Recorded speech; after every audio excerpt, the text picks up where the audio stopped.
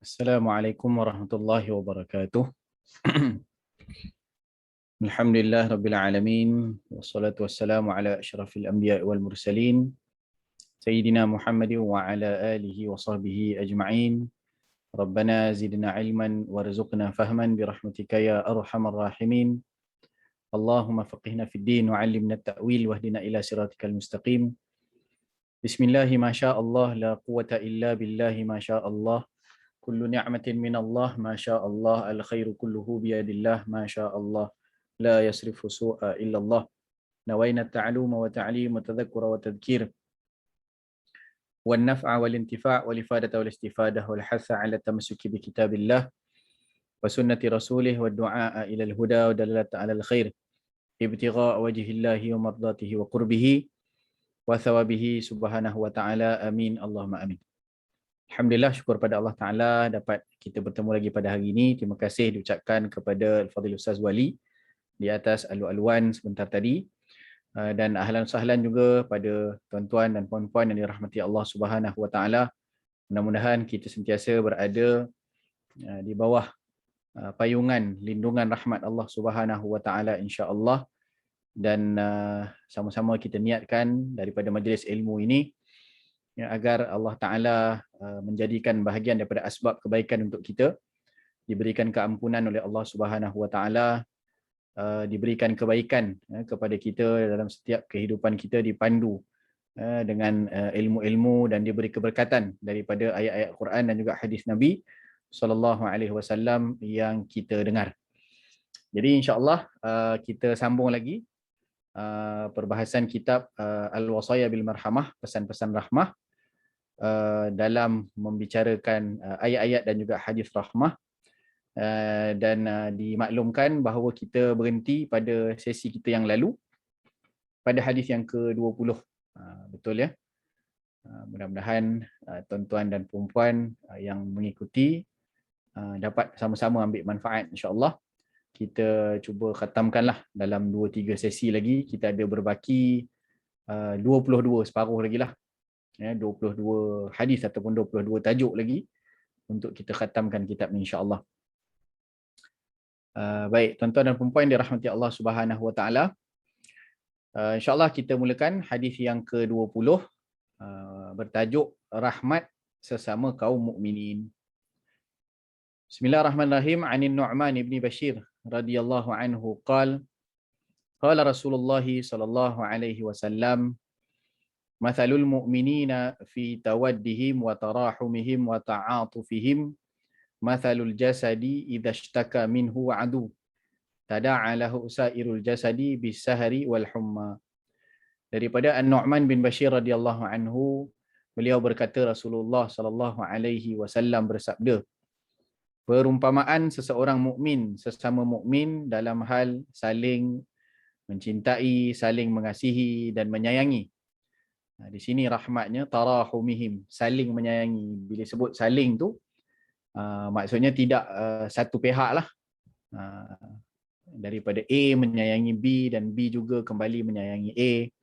Begitulah yang disebut sebagai saling.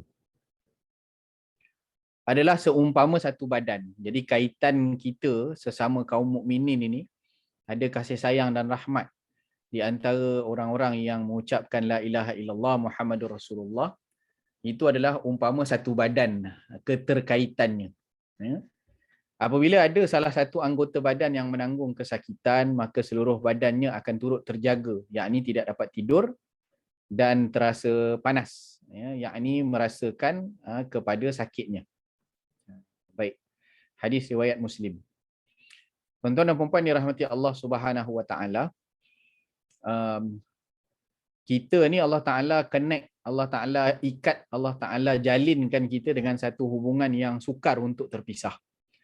Iaitulah hubungan atas kalimah tauhid la ilaha illallah Muhammadur Rasulullah. Dan hubungan itu memang sukar untuk dipisahkan. Kalau hubungan-hubungan yang lain masih ada sebab untuk terpisah. Masih agak mudah. Seorang bapa daripada anak mungkin terpisah kerana sampai satu tempoh anak dia masuk sekolah. Ada waktu yang dia terpisah Ayah pergi kerja, anak pergi sekolah. Sampai satu tempoh juga mungkin terpisah agak lama. Anak masuk asrama. Masuk asrama. Jadi boleh jadi saja terpisah. Bahkan suami isteri juga mungkin saja terpisah. Sama ada terpisah itu terpisah yang sementara kerana PJJ contohnya jauh, ataupun terpisah terus, yang ini adanya perceraian. Boleh jadi saja berlaku pemisahan itu. Tetapi dalam kaum mukminin yang diikat dengan kalimah la ilaha illallah Muhammadur Rasulullah, umpama badan kita lah, badan kita pun payah nak tercerai di antara satu sama lain.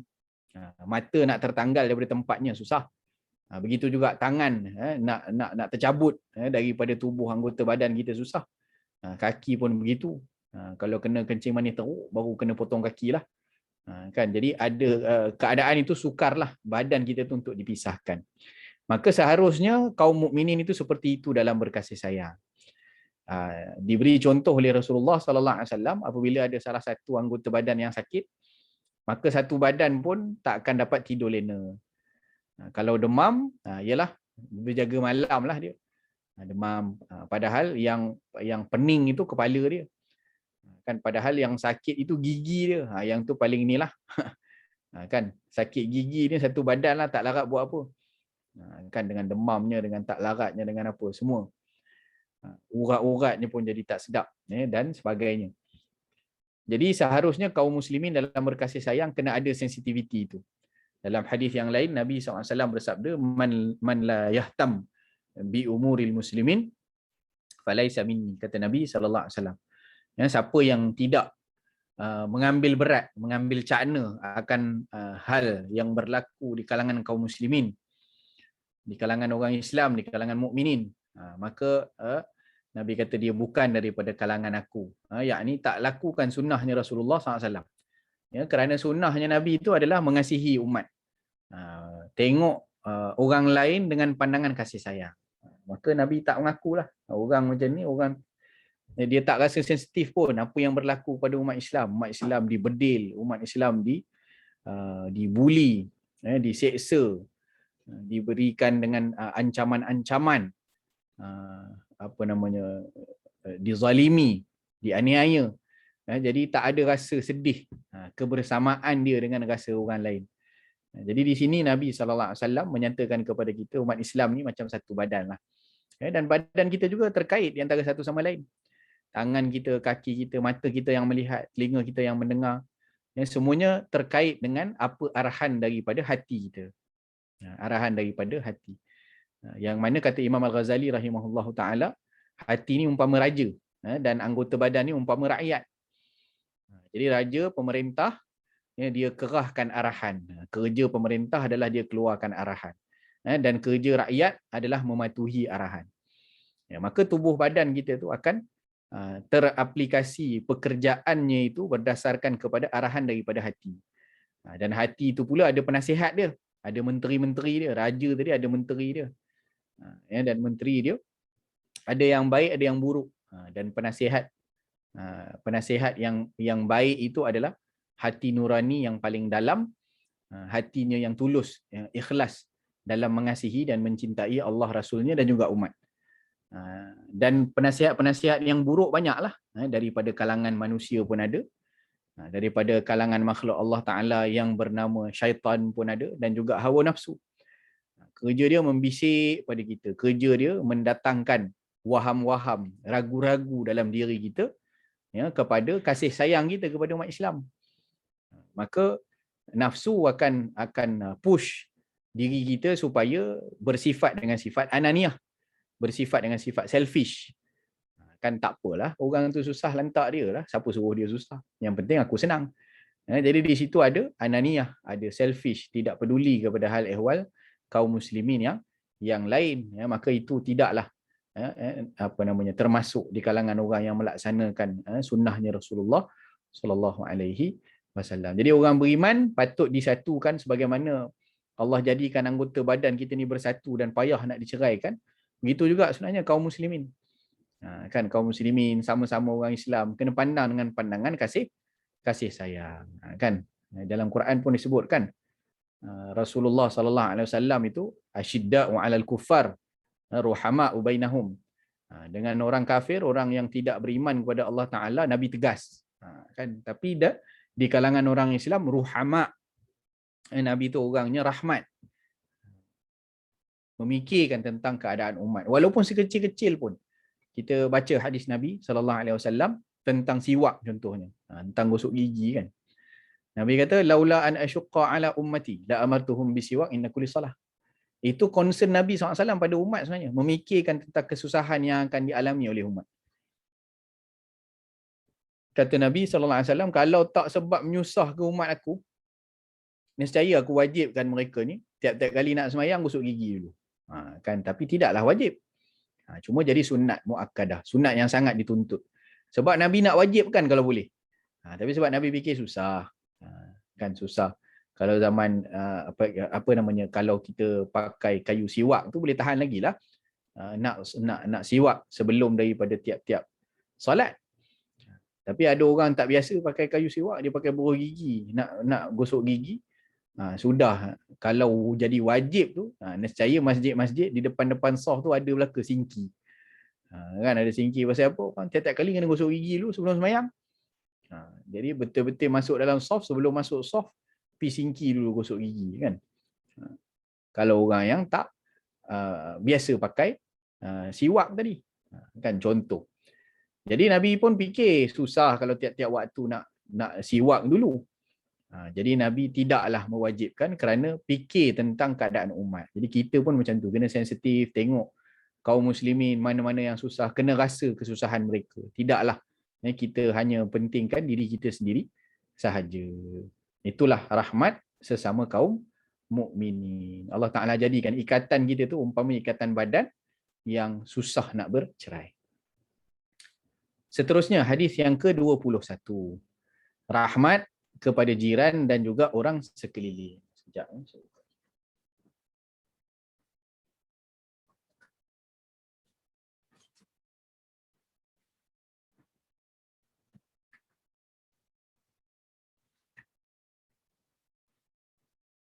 Rahmat kepada jiran dan juga orang sekeliling. An Abi Hurairah radhiyallahu anhu qala Rasulullah sallallahu alaihi wasallam man ya'khudhu anni haula'il kalimati fayamalu bihinna aw yu'allimu man ya'malu bihinna faqala Abu Hurairah radhiyallahu anhu faqultu ana ya Rasulullah fa'akhadha biyadi fa'adda khamsan wa qala ittaqil maharima takun a'badan nas warda bima qassamallahu laka takun aghnan nas wa ahsin ila jarika takun mu'minan wa ahibba linnasi ma tuhibbu li nafsika takun musliman wa la tukfirid dhahak ataupun dhahik fa inna kathratad dhahik tumitul qalb. Daripada Sayyidina Abi Hurairah radhiyallahu anhu berkata, Rasulullah sallallahu alaihi wasallam bersabda, siapa di antara kalian yang nak ambil daripadaku perkara-perkara ini, Nabi nak ajar sesuatu ni, siapa nak tahu sesuatu dia nak ambil, dia amalkan, lepas tu dia ajar kepada orang lain supaya sesiapa orang lain tu boleh amalkan. Jadi tak ada seorang pun yang menyaut kecuali lah Sayyidina Abu Hurairah radhiyallahu anhu. Dia sahaja yang mengatakan. Ini semangat Sayyidina Abu Hurairah radhiyallahu anhu yang kita tahu, antara bukan antara lah, yang berada pada top 3 dan beliau adalah yang nombor 1 minal mukaththirina bir riwayah, paling banyak riwayatkan hadis Rasul sallallahu alaihi wasallam. Jadi Sayyidina Abu Hurairah saja angkat tangan, saya ya Rasulullah, saya sanggup. Maka Rasulullah sallallahu alaihi wasallam mendekati dan memegang tangan Abu Hurairah dan menghitung 5 perkara. Ini nak bagi tahu ni. Kan jadi datang Nabi pun hargai orang yang sambut dan respon kepada junjungan besar Nabi sallallahu alaihi wasallam. Jadi tidak krik-krik lah. Tidak krik-krik. Kadang-kadang ini kita tengok cabaran kuliah online kan. Cabaran kuliah online. Ya Alhamdulillah sehari 2 ni dapat sambung dapat sambung belajar lah. Jadi masuk kelas. Kadang-kadang kita tengok ialah antara 2 jugalah kan. Bila lecturer tanya tu, Kita tengok dah suasana tu dekat kelas anak kita, kelas online anak kita kan. Cikgu tanya budak senyap je, kerik-kerik, tak ada apa, tak ada siapa jawab kan. Rupanya dah tua-tua ni masuk kelas pun macam tu juga. Pensyarah masuk kelas tu tanya, kan kerik-kerik senyap je. Tapi senyap tu ada sebab lah. Kan mungkin kerana memang tak tahu nak jawab apa ni. Kan nak jawab apa tak tahu, dia senyap memang tak tahu. Jadi kita pun masuk sebab nak belajar, sebab tak tahu. Kan. Jadi kadang-kadang begitulah. Tapi begitulah keadaannya. Cabaranlah kadang-kadang kelas online ni. Kalau kelas bersemuka tu kita dapat tengok respon masing-masing kan. Baik. Jadi Nabi SAW respon kepada orang yang merespon kepada baginda SAW. Itu adalah bahagian daripada akhlak sebenarnya. Bahagian daripada akhlak. Kita respon orang ni satu bahagian daripada akhlak. Ya, maka Nabi SAW tengok ada yang sanggup, yang lain senyap, ya, mungkin sebab takut apa yang nak Nabi SAW letakkan tu satu bebanan yang besar. Takut tak mampu. Kebanyakan daripada mereka memikirkan keadaan kalau sudah diberi taklif oleh Rasulullah SAW, ya, takut-takut mereka tak mampu dan dianggap mengingkari Rasulullah SAW. Sahabat, dia bukan macam kita lah nak ngelat. Tapi mereka kerana takut tak dapat tunaikan husnul adab, tunaikan tanggungjawab ataupun apa yang telah diberi oleh Rasulullah sallallahu alaihi wasallam. Sayyidatina Ummu Salamah kan macam tu waktu pertama Nabi SAW minang kan. Nabi meminang Ummu Salamah yang waktu tu umurnya pun sudah lanjut. Bila Nabi SAW pinang Ummu Salamah tu, mula-mula tu beliau tolak kan. Tolak tu sebab apa? Tolak tu kerana takutkan tanggungjawab tadi.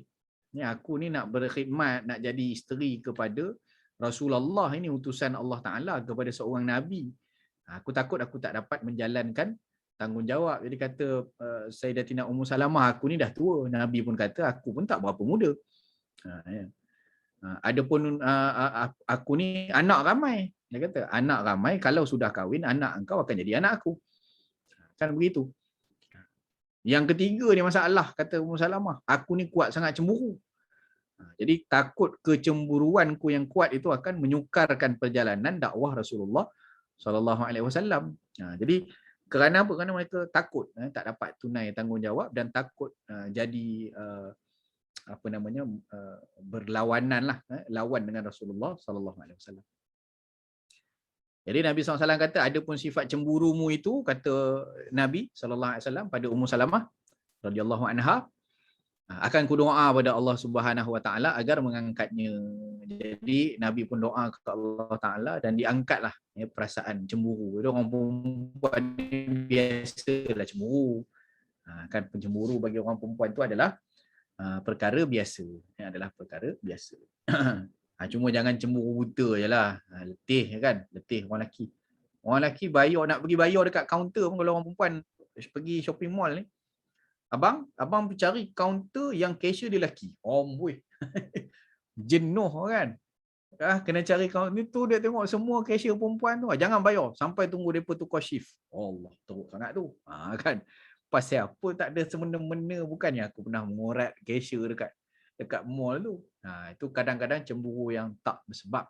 Tak ada apa-apa pun, menyukarkan saja. Jadi tapi biasa orang perempuan cemburu. Kan, itu perkara biasa. Jadi Nabi SAW doa ke Allah Ta'ala dan Allah angkat perasaan cemburu Ummu Salamah radhiyallahu anha, sehingga kata Ummu Salamah, banyak daripada giliranku kuserahkan kepada Sayyidatina Aisyah radhiyallahu anha. Sayyidatina Aisyah kan muda lagi, isteri muda lagi. Jadi Ummu Salamah pun kalau istilah orang sekarang ni kan, ada me time lah, ada me time. Macam-macam istilahnya kan. Jadi dapat fokus untuk beribadah kepada Allah Subhanahu Wa Taala. Hilang perasaan cemburunya tu, Allah Taala angkatkan dengan berkat doanya Rasulullah sallallahu alaihi wasallam. Baik. Jadi itu tadi apa kita sebut tentang merespon kepada sesuatu. Kemudian Nabi sallallahu alaihi wasallam mendekati dan memegang tangan Sayyidina Abu Hurairah dan menghitung 5 perkara. Yang pertama, hindarilah apa saja yang diharamkan dalam Islam.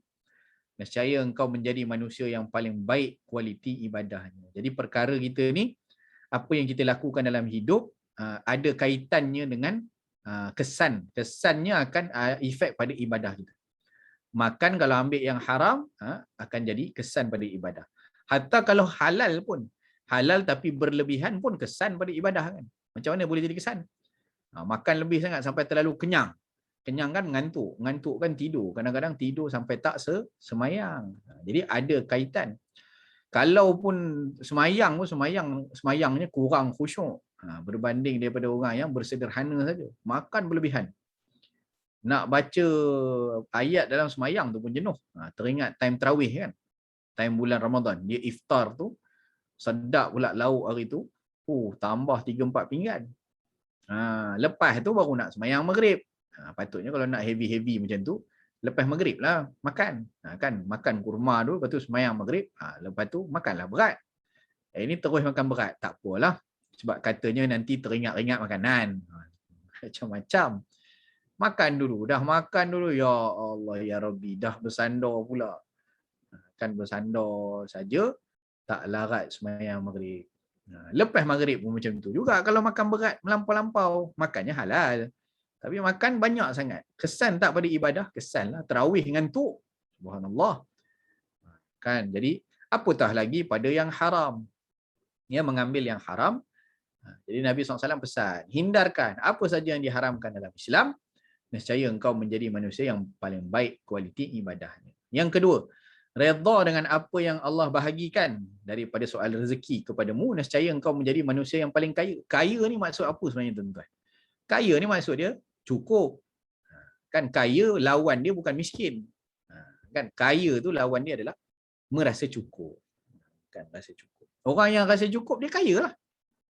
Tak ada apa-apa dia sebab miskin ni apa? Miskin ni kan memerlukan. Miskin ni kan meminta. Keperluannya tu diminta, maka dia miskin. Tak cukup keperluan dia. Maka lawan bagi miskin adalah kaya, iaitu cukup.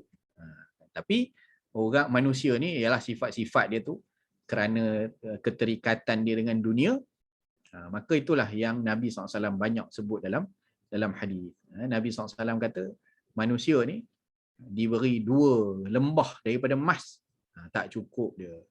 Tak cukup. Kan? Yuhibbu ayyakuna lahu salisan. Dia suka, dia nak kalau ada yang ketiga. Dah ada 2 lembah dah emas. Kita dapat 2 jongkong emas jadilah 2 kilo. Satu jongkong emas kilo, dapat 2 kilo. Duduk diam dah kita, tak buat apa. Ya ke? Waktu kita tak ada lagi, mana kita cakap macam tu. Bila dah ada 2 jongkong, nak jongkong yang ketiga. Dah ada 3 jongkong, nak yang keempat. Itulah sifat manusia. Sampai kata Nabi SAW apa? Yang mencukupkan dia rasa cukup, tidaklah ada yang mencukupkannya melainkan tanah yang masuk ke dalam mulut dia. Tanah dah masuk mulut, barulah cukup. Matilah. Mati baru cukup lah. Kan? Jadi redha dengan apa yang Allah bahagikan daripada rezeki kepada kita, nescaya engkau akan menjadi manusia yang paling kaya. Rasa cukup. Kata ulama, zaman Khalifah Umar bin Abdul Aziz radhiyallahu anhu. Zaman Khalifah Umar Abdul Aziz tu, yang kata sampai orang nak semua orang kaya ke? Sebenarnya bukan semua orang kaya. Kan? Nak kata zaman tu zaman yang harmoni, tak. Tapi keberjayaan kepimpinan Sayyidina Umar Abdul Aziz itu, sehingga rakyat merasa cukup dan memikirkan tentang orang lain. Qanaah, yakni berpada-pada dengan apa yang ada. Dia rasa cukup dan dia nampak kesusahan orang yang lebih susah daripada dia. Jadi bila ada orang nak bayar zakat, dia kata, tak apa, saya pun okey dah ni, saya nak makan. Ada orang lain tu yang susah. Cuba cari orang lain yang susah. Saya ni okey je. Awak nampak je saya susah, saya cukup je. Dia rasa cukup dah. Jadi dia tak nak terima zakat tu. Dia cari orang lain. Sampai jenuh. Ni mana ni? Pusing cari. Sebab apa? Sebab semua orang pun terdidik untuk memahami benda ni. Redha dengan apa yang Allah bahagikan daripada rezeki kepadamu, nescaya engkau jadi orang yang kaya, orang yang rasa cukup. Jadi sebenarnya kita dalam hidup kita ni memanglah itulah rasa cukup kan. Ada doa dia. Doa dia yang dikongsikan mujarrabat daripada para ulama. Antaranya adalah doa burung gagak dia panggil. Doa nak murah rezeki. Allah marzuqna kama tarzuqul bughas. Ya Allah, engkau rezekikan kepadaku sebagaimana engkau rezekikan kepada anak burung gagak. Jadi anak burung gagak ni dia lahir putih. Dia tak macam mak dia hitam. Jadi bila anak dia lahir putih, tak ada lagi bulu hitam, mak dia tengok ni bukan anak aku ni, aku hitam dia putih. Jadi mak dia tak kisah dengan makan dia. Jadi macam mana anak-anak burung gagak ni membesar? Allah Ta'ala jadikan pada aroma. Badan dia tu ada aroma yang menarik serangga kepada dia. Makanan datang pada dia. Kan? Makanan datang pada anak-anak tadi. Sehingga mereka dapat makan makanan yang datang sendiri kepada mereka. Dan apabila dia besar sikit, dah tumbuh bulu-bulu hitamnya tu, ya, maka barulah mak dia tadi sedar, ada anak aku ni anak aku ni. Baru dia mengaku anak. Jadi ketika itu pula subhanallah Allah Ta'ala hilangkan aroma badan anak burung gagak tadi. Ya, kemudian mak dia pula ambil alih. Mak dia lah cari cacing ke cari apa makanan diberi kepada anak-anaknya. Nampak? Ya, Allah Ta'ala yang atur tu. Pembahagian dia macam tu. Kan? Jadi ibu-ibu pun semua kaum wanita beranak asal-asalnya tak ada susu. Kan elok-elok bersalin tu. Anak tu dia tahu pula dia mencari tempat hak dia, apa sumber makanan dia tu. Tahu pula dia mengesot ke situ. Tak payah dia ajar kan, baby tu dia ajar. Cari susu mak tu, cari susu mak. Tak payah. Tahu dia ngisap. Kan, dan Allah Ta'ala jadikan pula beranak saja ada susu. Kan ada susu tu. Daripada mana datang dia? Kan itu bahagian daripada apa yang direzekikan oleh Allah Ta'ala kepada kita. Kemudian ada doa yang baik juga diamalkan pada hari Jumaat. Khususnya pada hari Jumaat lah. Hari lain pun boleh je baca doa tu. Allahumma ya ghaniyu ya hamid, ya mubri'u ya mu'id, ya rahimu ya wadud, aghnina bihalalika an haramika, wa bi ta'atika an ma'siyatika, wa bi fadlika amman siwak. Boleh hafal ke? Ada version yang pendek sikit. Allahumma kfina bihalalika an haramika wa aghnina bifadlika amman siwa. Yang itu dua je lah, yang itu tadi tiga. Kan? Jadi apa maksud dia? Allahumma ya ghani ya hamid, ya Allah Tuhan yang maha kaya lagi maha terpuji, ya mubdi'u ya mu'id, ya rahimu ya wadud, aghnina, kayakanlah kami bihalalika, dengan yang halal, an haramika, jangan yang haram. Wa bi ta'atika, kayakan kami dengan amalan-amalan ketaatan. Wa bi ta'atika an ma'siyatika, jangan yang maksiat. Wa bi fadlika, dan kayakan kami dengan anugerah, kelebihan, kurniaan yang kau bagi, amman siwa, dan jadikan kami ni terkaya selain daripada engkau. Maksudnya tak berhajat kepada selain daripada Allah. Kan? Jadi yang pendek sikit tadi, Allahumma kfina bihalalika an haramika. Ya Allah, engkau cukupkan kami dengan yang halal. Kan? Banyak pun haram buat apa? Jadi biar cukup, dan yang cukup tu halal. Kan? Cukupkan kami dengan yang halal. An haramika, jangan yang haram. Wa aghnina, dan kayakan kami bifadlika, dengan kurniaanmu. Banyak Allah Ta'ala nak bagi kurnia macam-macam Allah boleh bagi. Amman siwa. Dan hindarkan kami daripada bergantung kepada selain kau, ya Allah. Okey, itu berkenaan dengan rezeki. Jadi kita berdamai dengan takdir ni. Kata Imam Hasanul Basri, aku tak ada pernah pening lah tentang urusan rezeki, sebab aku yakin aku punya rezeki orang lain tak ambil, dan orang punya rezeki pun aku takkan ambil. Kalau dah tertulis untuk dia, dia punyalah. Kalau dah tertulis untuk aku punyalah. Dia takkan makan aku punya, aku takkan makan dia punya. Walaupun nampak daripada segi luarannya macam aku pegang, tapi kalau dia punya, aku pegang pun dapat ke dia juga. Macam tu. Jadi apa yang kita nak risaukan, kan, berkenaan dengan soal rezeki, redha. Jadi kau akan jadi orang yang paling kaya. Kan, tenang aja. Tenang pun tenang, tak tenang pun tenang. Kaya pun tenang, susah pun tenang. Semuanya tenang. Okey, yang ketiga ni syawahid bagi tema hadis ni lah, iaitu rahmat kepada jiran dan juga orang sekeliling. Okey. Berbuat baiklah kepada jiran tetanggamu, nescaya engkau jadi mukmin. Mukmin ni antara maksud dia adalah orang yang aman lah. Orang yang beriman dan juga orang yang aman. Yalah, buat baik dengan jiran, jiran pun suka. Jadi tak ada apa-apa masalah. Cuba bergaduh jiran. Kan tengok je dalam grup-grup Facebook, macam-macam soalan orang tanya kadang-kadang tu. Tengok kan. Sampai netizen-netizen yang lain bagi pandangan kan, awak ni tak boleh cakap elok-elok ke orang sebelah tu, benda boleh bincang ni. Facebook juga dulu dia tanyanya. Nah, bergaduh dengan orang sebelah, tanya Facebook dulu, apa saya nak buat dengan jiran perangai macam ni ya? Jiran tu pula friend dia pula. Habis. Lepas tu pula kadang-kadang tu jiran lain yang friend dengan dia pula yang terasa. Walhal dia tuju ke jiran lain tapi sebut secara umum, bukan dia nak sebut nama secara direct. Kalau dia tag kawan tu, bolehlah dia berbahas dalam tu kan, nak bincang ke apa. Dia tak tag kawan tu pula, secara umum saja, pukul rata. Mengata jiran dia. Jiran yang dia kata tu, jiran depan. Yang terasa jiran belakang. Dia ni kata kat aku ke ni? Oh, rupanya dia terasa hati ni, aku buat macam ni. Padahal tak ada kaitan pun dengan orang belakang. Dah jadi macam-macam. Kan? Jadi, buat baik dengan jiran tetangga, nescaya engkau jadi mukmin. Kita pun dengan jiran ni, kok mana pun nanti kita nak minta tolong juga. Kan? Jadi senang apa-apa hal. Kalau kita baik dengan jiran, jiran tolong. Tapi kalau daripada awal buat masalah dengan jiran, dia sendiri pun akan masalah nak minta tolong. Nak minta tolong siapa? Jauh-jauh terpaksa minta tolong. Sebab jiran yang paling dekat, paling cepat, paling efektif kalau nak datang tolong. Sebab tu kena buat baik dengan jiran. Bahkan dalam hadis yang lain disebutkan bahawa man kana yu'minu billah wal yaumil akhir falyukrim jarah. Kan? Siapa yang beriman dengan Allah dan hari akhirat, tahu balasan baik buruk tu, yakin dia, dia kena buat baik dengan jiran lah, muliakan jiran dia. Jadi memang kalau kita buat baik dengan jiran, aman lah, aman. Kan? Hidup aman, tenteram. Orang sampai nak pindah rumah lah cerita kalau yang masalah dengan jiran kan. Sama ada kita yang masalah dengan jiran atau jiran yang masalah dengan kita. Kalau tahan, kalau tak tahan, memang pakatnya jual rumah lah, pindah. Yang keempat, cintailah bagi orang lain seperti apa yang kau cintai untuk dirimu sendiri. Nescaya engkau menjadi Muslim. Muslim man salim. Orang yang selamat. Jadi cintai orang lain. Maknanya kita apa yang kita nak untuk diri kita, itulah kita buat pada orang lain. Kan? Jadi selamat. Tunduk patuh. Kan? Tunduk patuh.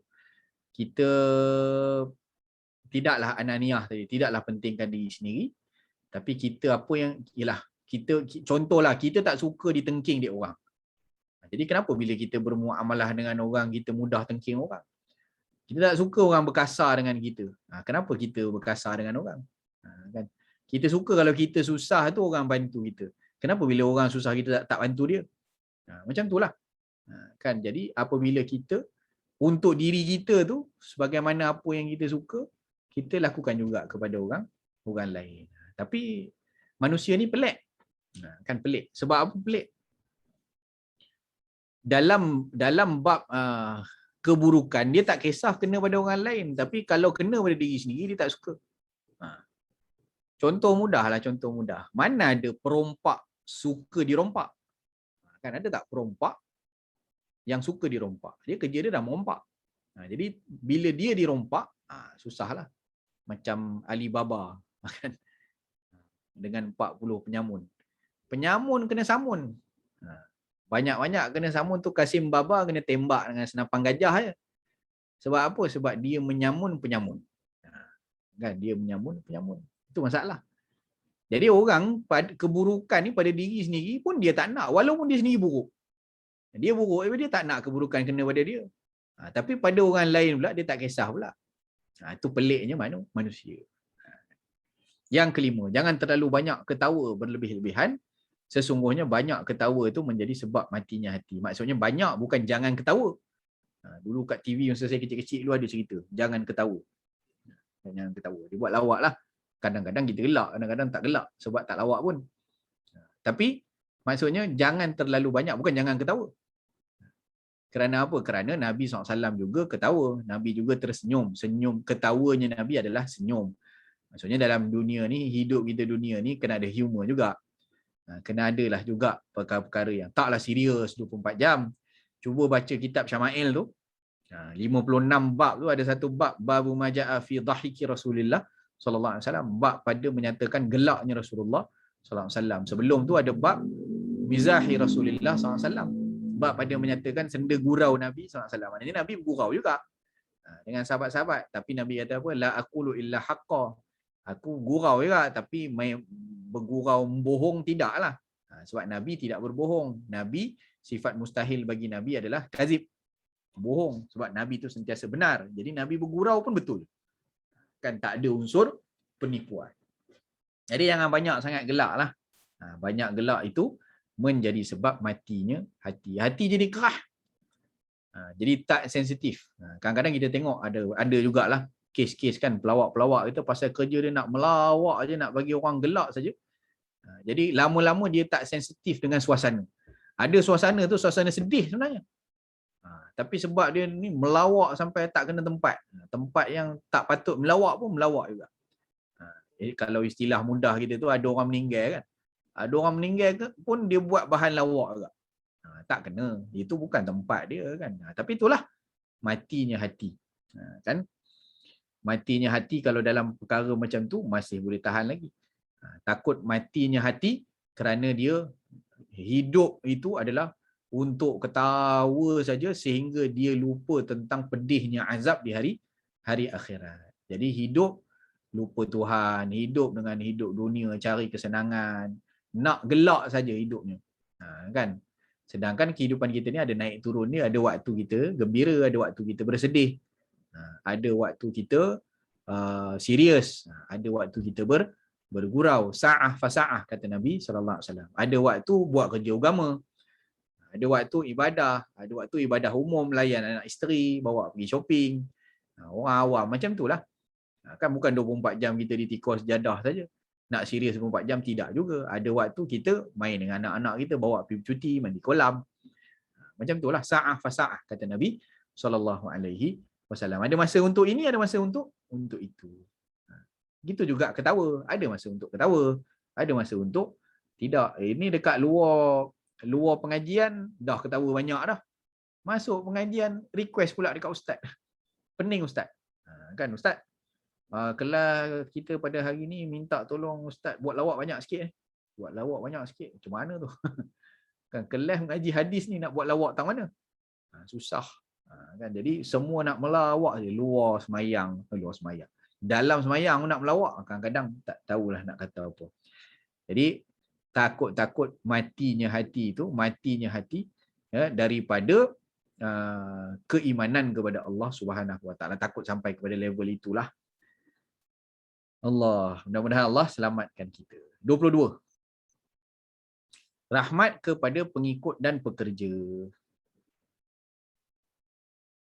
An Jabir radhiyallahu anhu qala kana Mu'adz yusalli ma'an Nabi sallallahu alaihi wasallam thumma ya'ti fa ya'ummu qaumahu fa shalla lailatan ma'an Nabi sallallahu alaihi wasallam al-'isha thumma ata qaumahu fa ammahum faftataha bi suratil baqarah fanharafa rajulun fasallama thumma shalla wahdahu wansaraf faqalu lahu ana faqta ya fulan qala la wallah wa la atiyanna Rasulullah sallallahu alaihi wasallam fala ukhbiranna فأتى رسول الله صلى الله عليه وسلم فقال يا رسول الله إن أصحابنا واضح نعمل بالنهار وإن معاذا صلى معك العشاء ثم أتى فافتتح سورة البقرة فأقبل رسول الله صلى الله عليه وسلم على معاذ فقال يا معاذ أفتان أنت اقرأ بكذا واقرأ بكذا قال سفيان فقلت لعمر إن أبا الزبير حدثنا عن جابر أنه قال اقرأ والشمس وضحاها والضحى والليل إذا يغشى fasabbih isma rabbikal a'la faqala amrun nahwa hadha.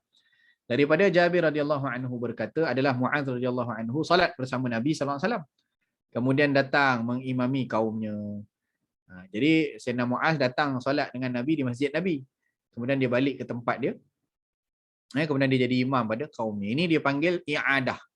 Jadi boleh solat i'adah ni. Dah tunai solat isyak adaan, kemudian balik nak buat sembahyang isyak sekali lagi, boleh tak? Boleh. Dengan beberapa syarat lah.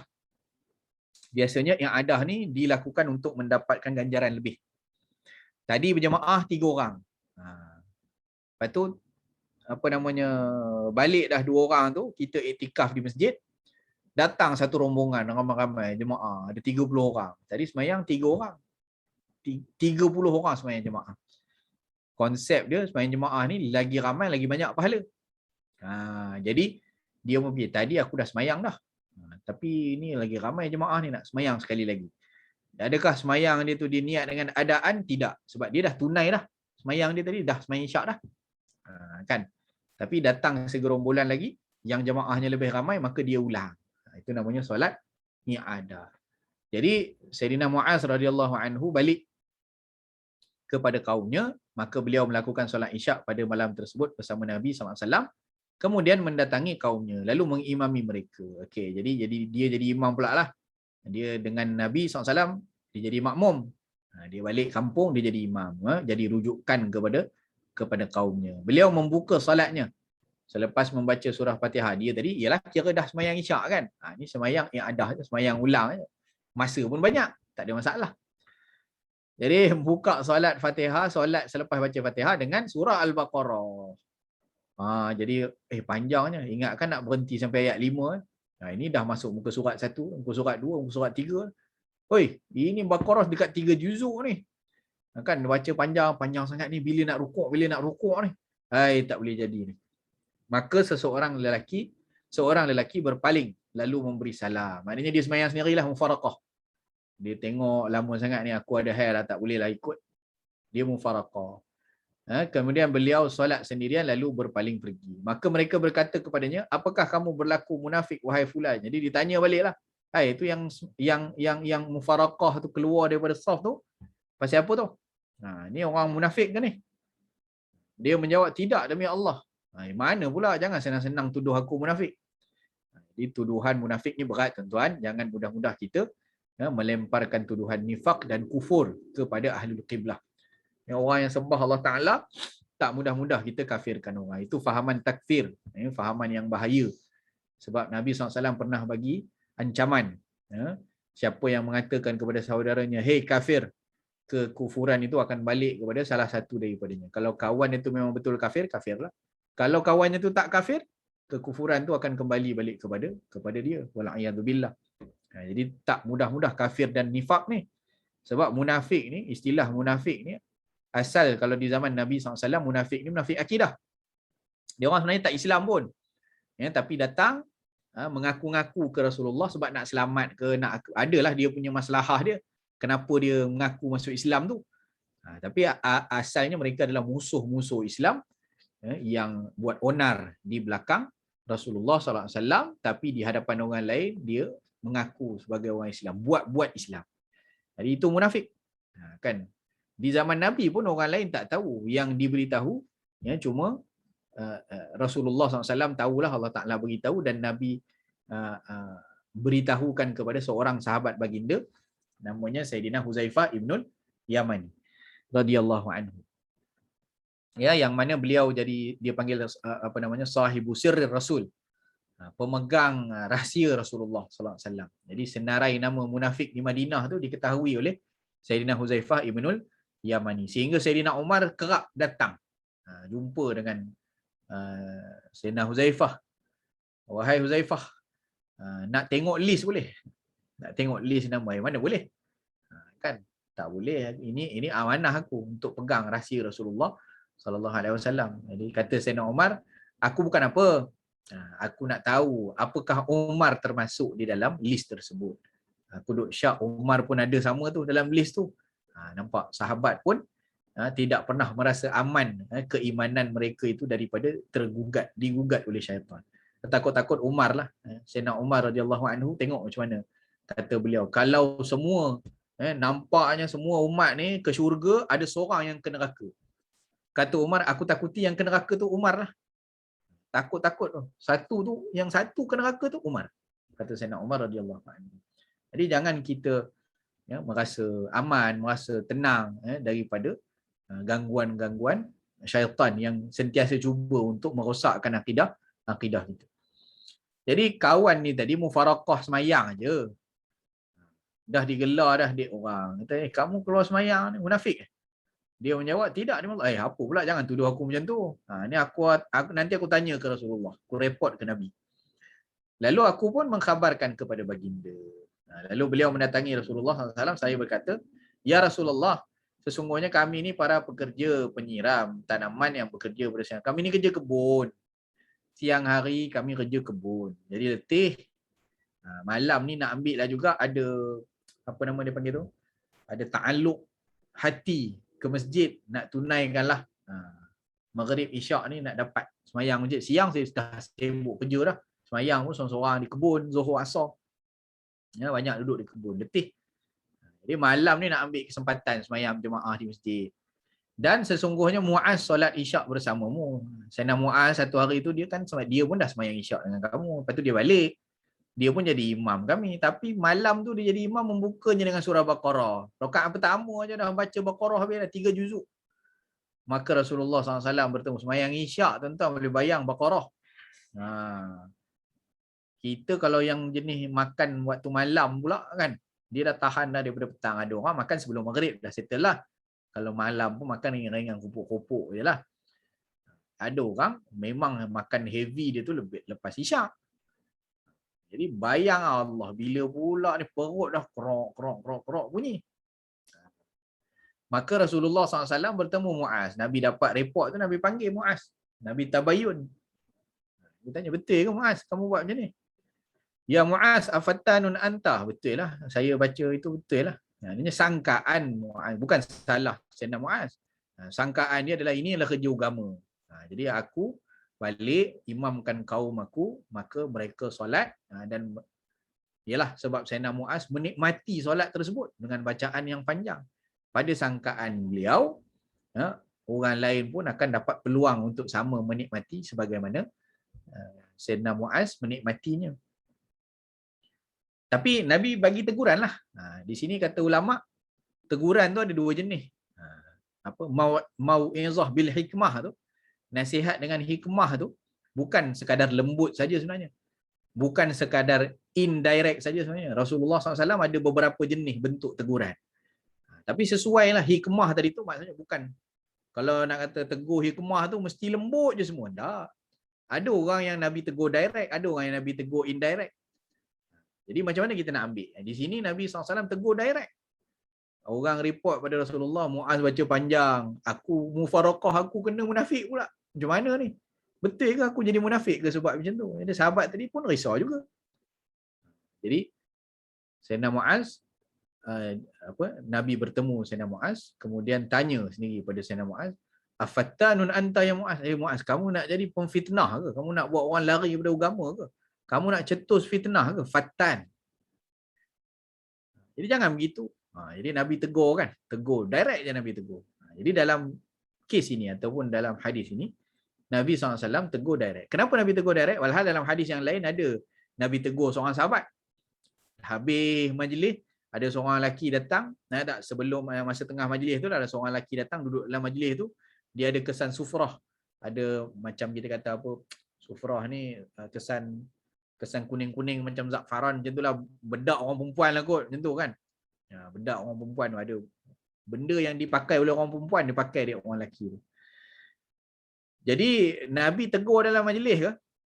Nabi perli dalam majlis ke? Tak. Nabi tak perli dalam. Kalau kita nampak macam tu ada orang pakai makeup muka-muka au sikit kan. Dia dalam kuliah lah. Dalam kuliah dia bantai kan. Oh, ada pula bapuk datang majlis kita ni ya. Dah dia perli pula. Kan kawan tadi tu apa perasaan dia bila dia dengar? Pakat ni je lah aku datang. Tak datang dah. Aku baru fikir nak duduk majlis ilmu. Contohlah begitu kan. Jadi Nabi SAW tak macam tu.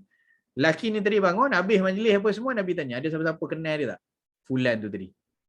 Kalau ada yang kenal dia, boleh tak tolong pergi bagi tahu dia bahawa ini adalah ciri-ciri ataupun pakaian orang perempuan, tak boleh dipakai dia orang lelaki. Siapa kenal dia tolong pergi bagi tahu dia. Jadi Nabi cuma bagi tahu pada sahabat yang rapat saja, siapa kenal dia pergi bagi tahu dia.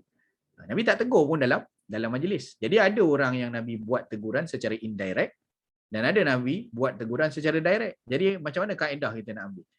Kaedah dia kalau orang yang kita tak kenal, orang yang belum biasa dengan kita, jangan kita directly macam tu. Ambil akhlak Rasulullah SAW supaya dekatkan dulu. Qarribu. Kan dekatkan mereka dahulu. Kemudian kalau dia dah biasa dengan kita, dia dah rapat, dia dah boleh terima, dia respect, dia hormat kita, barulah boleh cakap. Dan ada orang yang begini yang memang sahabat-sahabat dekat Rasulullah SAW. Muaz ni Nabi hantar sampai ke Yaman jadi gubernur. Kan sebab Nabi letak kepercayaan pada dia. Wahai Muaz ni, kamu pergi Yaman. Jadi gubernur di sana, pimpin umat Islam. Kalau kamu nak berhukum dengan apa? Dengan Quran. Kalau tak ada dalam Quran, dalam hadis. Kalau tak ada dalam hadis, dengan ijtihadku, ya Rasulullah. Jadi Nabi bagi pengiktirafan kepada Sayyidina Muaz bin Jabal. Nabi kata afqah fil halal wal haram, yang paling faqih sekali, yang paling alim sekali dalam hal halal haram itu adalah Muaz bin Jabal radhiyallahu anhu. Sebab tu ilmu fiqh di Yaman, subhanallah. Ya, masya-Allah. Ada kitab-kitab fiqh daripada Yaman ni. Tengok daripada Sadah pula, daripada Habaib. Subhanallah, kitab-kitab fiqh di sana cukup hebat perbahasan dia. Kan? Okey. Jadi Nabi tegur direct kepada Sayyidina Muaz. Sebab apa? Sebab Nabi tahu Muaz tak kecil hati pun. Tak kecil hati. Bila Nabi bagi tahu tu, dia orang yang ambil peluang untuk ubah. Dia ambil positif. Oh ya, gitu Rasulullah ya. Tak boleh ya. Tak boleh, tak apa, nanti saya tak buat lagi lah. Macam tu, selesai. Ada orang tu koyak kan. Kita pun tak kenal dia apa, tiba-tiba kita maki dia, tiba-tiba kita perli dia sebab kesalahan yang dia buat. Kita tak kenal dia. Agak-agak kalau dah sekali macam tu, lepas tu dia nak dengar lagi tak cakap kita? Tak mau dia. Dia tak mau dengar. Kena didekatkan dahulu. Kalau dah dekat, tak ada masalah. Tegur direct pun boleh. Macam anak kita. Anak kita dengan anak orang. Kan? Anak kita dengan anak jiran. Cara kita tegur anak kita mestilah lain dengan cara kita tegur anak jiran. Kan? Sebab yalah dia bukan anak kita. Macam itulah. Jadi Nabi betulkan. Nabi kata bacalah surah sekian-sekian dan bacalah surah sekian-sekian. Kaza wa kaza tu maksudnya yang ringkas-ringkas je lah, yang pendek-pendek je lah. Mufassalat tu kan. Berkata Sufyan, aku berkata kepada Amru, sesungguhnya Abu Zubair menceritakan kepada kami dari Jabir bahawa beliau berkata, bacalah surah. Ni bagi contoh lah. Yang kaza wa kaza tu antaranya dalam riwayat yang lain ni disebutkan ada. Baca apa dia? Wasyamsi wadduhaha. Tak apa panjang pun. Wadduha wal laili idza yaghsha. Pun tak panjang mana. Sabbihisma rabbikal a'la. Sekitar semuka lah. Semuka tu kira panjang lah tu. Kan semuka tu kira panjang lah. Maka Amru berkata seperti ini. Hadis riwayat Muslim. Jadi di sini sebenarnya rahmat kepada siapa? Kepada pengikut, kepada pekerja. Dia ambil secara umum, ya, imam dan makmum. Imam dan makmum maknanya kalau di organisasi pekerjaan, bos tadi kena ada rasa rahmat kepada pekerjanya. Kan? Begitu juga pengikutlah. Orang atasan ni dia kena ada rasa rahmat kepada orang bawah. Daripada setinggi-tinggi pimpinan negara sampailah kepada serendah-rendah pimpinan keluarga. Dan keluarga suami ya, suami mimpin isteri, mimpin anak-anak. Kan kejiranan, kalau masjid, dia ada pimpinan masjid, AJK ada jawatan kuasa kepada jemaah. Kemudian kalau di office-office pekerja ada bos, ada manager, ada exec, ada pegawai, ada kaki tangan sokongan. Jadi rahmatnya Rasulullah SAW memikirkan keadaan makmum. Okey, dalam hadis yang lain ada lagi. An Anas bin Malik radhiyallahu anhu qala khadamtu Rasulullah sallallahu alaihi wasallam 10 sinin wallahi ma qala li uffan qattu wala qala li syai'in lima fa'alta kadza wa halla fa'alta kadza zada Abu Rabi' laisa mimma yasna'uhul khadim. Daripada Sayyidina Anas bin Malik radhiyallahu anhu, beliau berkata aku berkhidmat melayani Rasulullah sallallahu alaihi wasallam selama 10 tahun. Jadi 10 tahun ni bukan satu tempoh yang pendek untuk berpura-pura. Nak berlakon-berlakon baik kan, bos berlakon baik, kalau staff dia mula-mula masuk kerja bolehlah dia berlakon-berlakon baik. Ataupun jarang jumpa department, bolehlah orang tak apa kenal kan. Tapi kalau dah duduk 10 tahun khidmat peribadi, khidmat khusus pula, tahu belaka perangai dia. Kan tak ada nak boleh sorok-sorok lah ceritanya. Payah nak sorok lah. 10 tahun khidmat. Kita kahwin 10 tahun, yang paling kenal kita isteri kita lah. Baik buruk luar dalam tahu belaka. Kan? Jadi kata Sayyidina Anas bin Malik, aku ni layan Rasulullah, jadi khidmat bantu Rasulullah 10 tahun. Sepanjang tempoh 10 tahun tu Nabi SAW tak pernah kata uff. Uff ni ungkapan mendengus, tanda tak puas hati. Alah, apa-apalah. Boleh dikiaskan belaka. Ucapan-ucapan yang menunjukkan tanda tak puas hati. Uff, wala taqul lahuma uffin wala tanharhuma wa qul lahuma qaulan karima. Dalam Quran sebut pada orang tua jangan sebut uff kepada ibu dan ayah.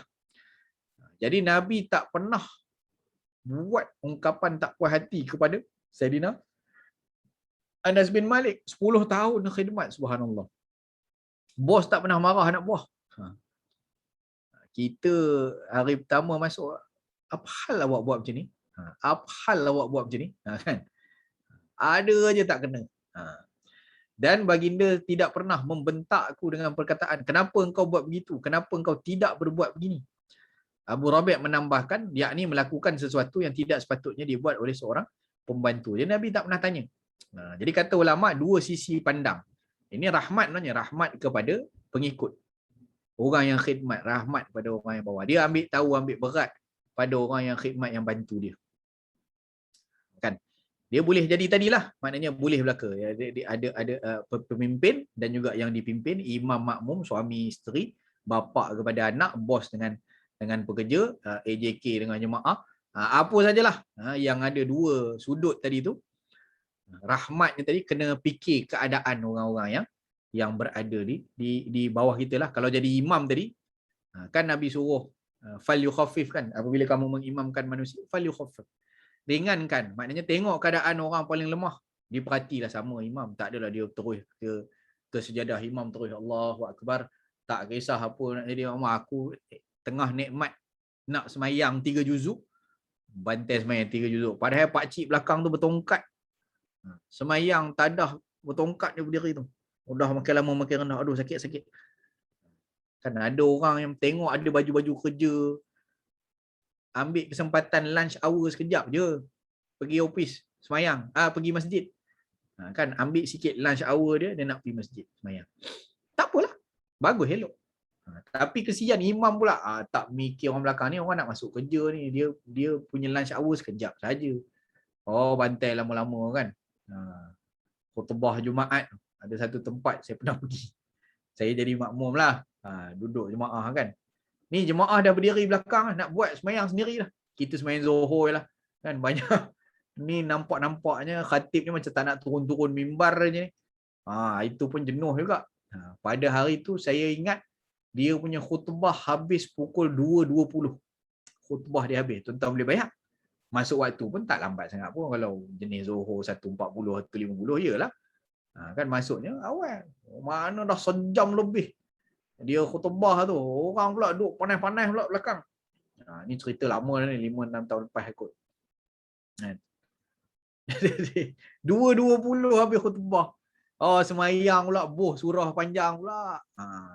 Jadi tak nampak ke orang depan-depan tu sukarnya mereka. Kena fikir tadi, cakna tadi. Itu rahmat sebenarnya. Jadi Nabi SAW dah ajarkan dah. Bila mengimamkan orang semayang fardu, ringan, jangan bagi berat. Kamu nak semayang panjang, kamu semayang seorang. Semayang sunat tu malam-malam bangkit qiyamul lail sepanjang malam, tak apa. Tak ada siapa marah. Kan, tapi yang ini susahlah, libat orang lain. Jadi dua sisi pandang hadis Sayyidina Anas ni tadi kata ulama. Yang pertama, Nabi tak pernah buat macam ni, maknanya perfectnya Nabi sebagai majikan. Kan, maknanya Rasulullah pandai bermuamalah dengan orang-orang bawah. Pandai sampai Nabi tak pernah pelekeh lah. Tak pernah pelekeh lah kerja apa, khidmat apa yang dibuat oleh orang bawahannya. Kalau salah dibimbing. Kalau salah dibimbing macam tadi Sayyidina Muaz kan. Dia jadi imam kat kampung dia, Nabi bimbing lah. Jangan begitu, buat orang lari pada agama tu. Kan semayang tenang-tenang saja, simple-simple saja. Semuka dua jadilah. Okay.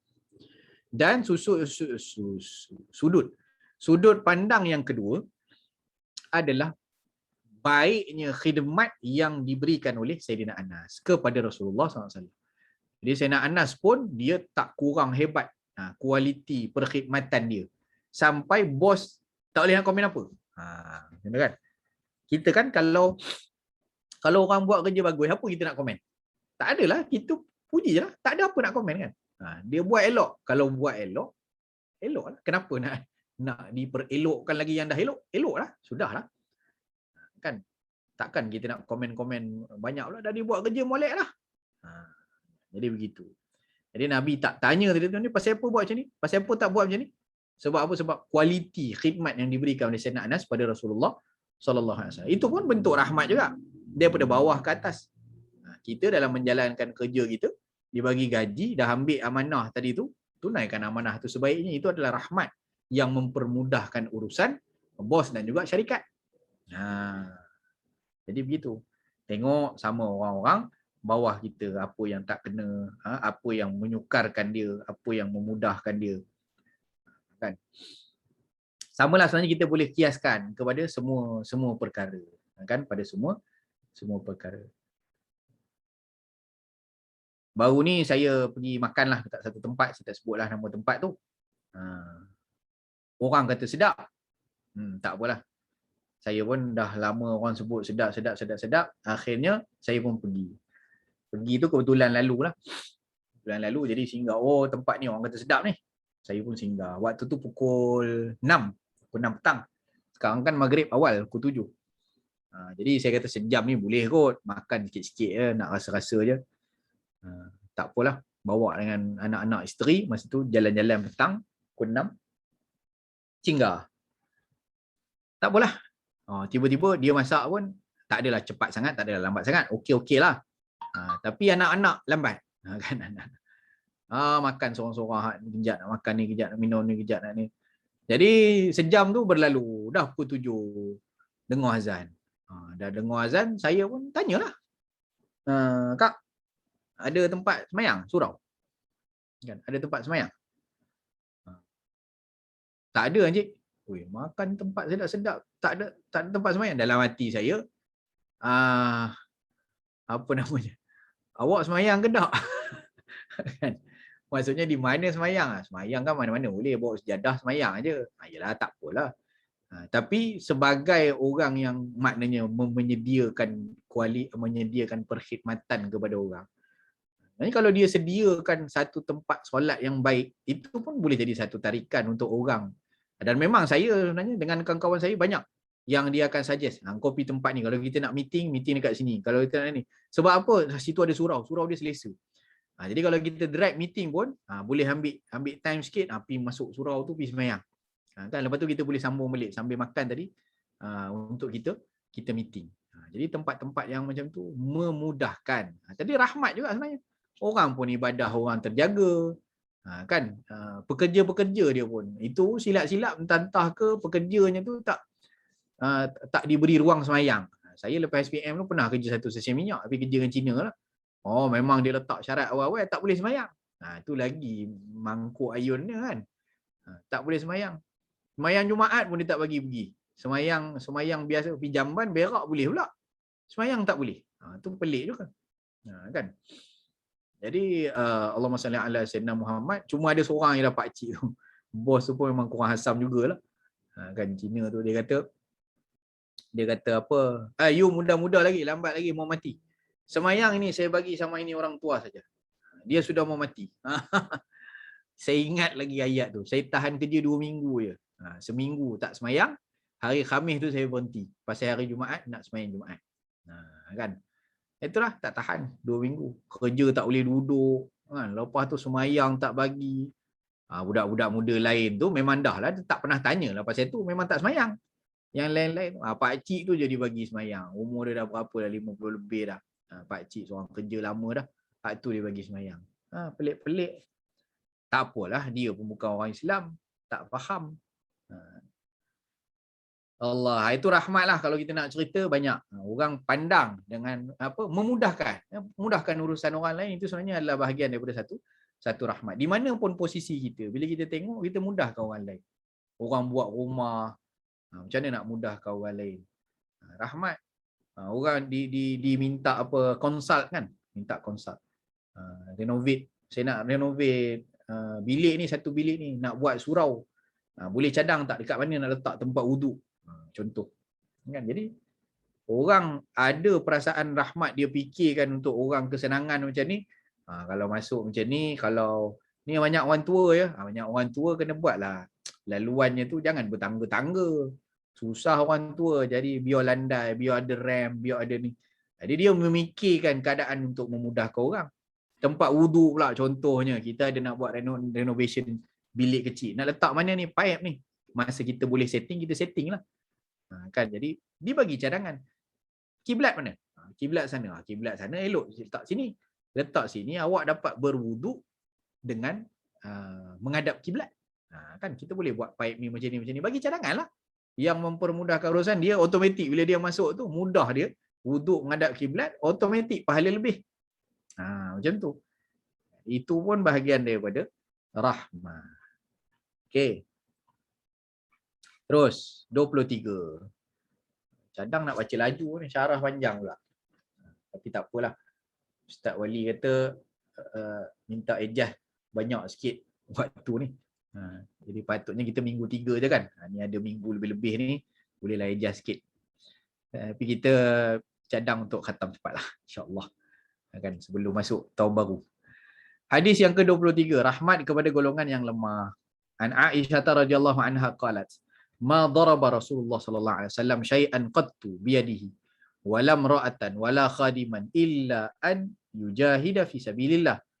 Wa ma nila minhu syai'un qattu fayantaqimu min sahibihi illa an yuntahaka syai'un min maharimillah. Fayantaqima lillahi azza wajal." Daripada Sayyidatina Aisyah radhiyallahu anha berkata, Rasulullah sallallahu alaihi wasallam tidak pernah memukul apa pun dengan tangannya sama sekali. Tidak kepada isteri dan tidak juga kepada pembantu, kecuali ketika baginda berjihad di jalan Allah. Perang lainlah, hayun pedang. Dan tatkala baginda sallallahu alaihi wasallam disakiti, maka tidak pernah baginda sallallahu alaihi wasallam membalas pelakunya sedikit pun, kecuali apabila dilanggar sesuatu yang Allah haramkan, maka baginda akan balas kerana Allah azza wajalla. Okey.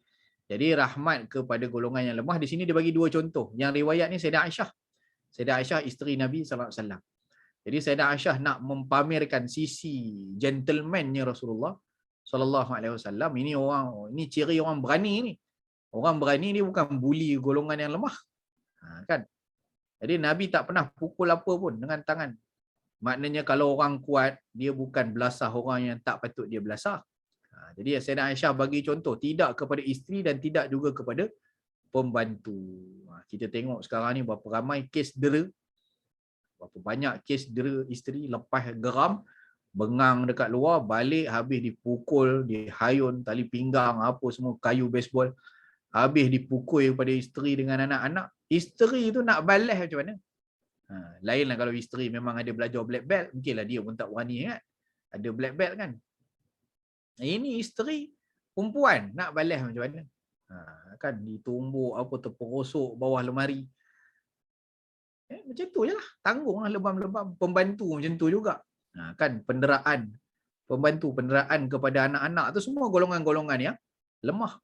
Sebab tu kalau orang bergaduh dengan isteri jenis angkat tangan, jenis angkat kaki, angkat semua benda-benda barang habis diangkatnya, dera ni, patutnya dia tu cari orang yang boleh sparring dengan dia, yang layak untuk sparring dengan dia. Kalau penumbuk, patut yang boleh balas penumbuk tu, barulah okey.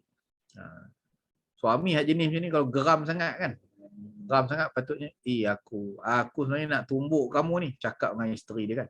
Tapi sebab kamu golongan yang lemah, jadi tak boleh. Boleh tak kamu telefon abang kamu? Jadi abang ipar, suruh abang kamu datang, aku nak tumbuk kamu, geram tak dapat, biar aku bertumbuk dengan abang. Barulah kena, barulah boleh sparring. Abang pula, abang ipar pula, apa namanya, wrestler. Itu baru betul kalau nak tumbuk. Ini tumbuk orang tak boleh melawan. Tumbuk orang tak boleh melawan, apa dapat? Kan? Tu bukan tanda gentleman. Jadi Sayyidah Aisyah bagi 2 contoh. 2 golongan. Bini pun Nabi tak pernah angkat tangan, penampar pun semua tak pernah.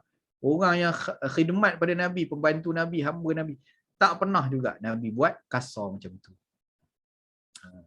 Nabi hayun pedang cuma ketika berjihad di jalan Allah. Kemudian apabila Nabi pula disakiti, orang pula buat tak elok dengan Rasulullah, maka tidak pernah Nabi membalas pelakunya sedikit pun. Ini rahmat.